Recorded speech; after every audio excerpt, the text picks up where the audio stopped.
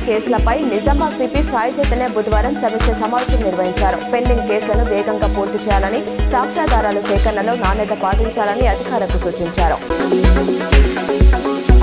Nizamabad division పరిధిలో ఆశించిన మేర బస్సులను నడిపిస్తున్నామని, ప్రయాణికులు అధైర్యపడవద్దని ఆర్ఎం జోష్న తెలిపారు.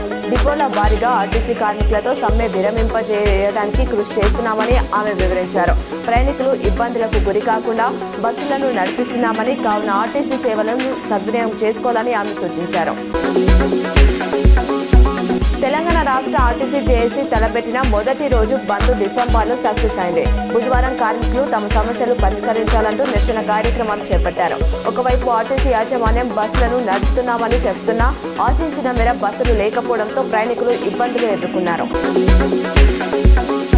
తాను బీఆర్ఎస్ కి గుడ్ బై చెప్పి బీజేపీలో చేరతానని కొన్ని వార్తా సంస్థల్లో జరుగుతున్న ప్రచారం పూర్తిగా నిరాధారమని ఆర్మూర్ మాజీ ఎమ్మెల్యే ఆసన గారి జీవన్ రెడ్డి ఖండించారు. జీవితంలో బీఆర్ఎస్ ను వీడను, బీజేపీతో సహా మరే పార్టీలో చేరను, బీజేపీ నాయకులు పథకం ప్రకారం సాగిస్తున్న కుట్రలో భాగమే తనపై ఈ దుష్ప్రచారమని ఆయన ఆగ్రహం వ్యక్తం చేశారు. రోడ్ల భవనాల శాఖ పరిధిలో కొనసాగుతున్న పనులు నాణ్యతతో చేపట్టాలని అర్బన్ ఎమ్మెల్యే ధన్పాల్ సూర్యనారాయణ గుప్తా తెలిపారు.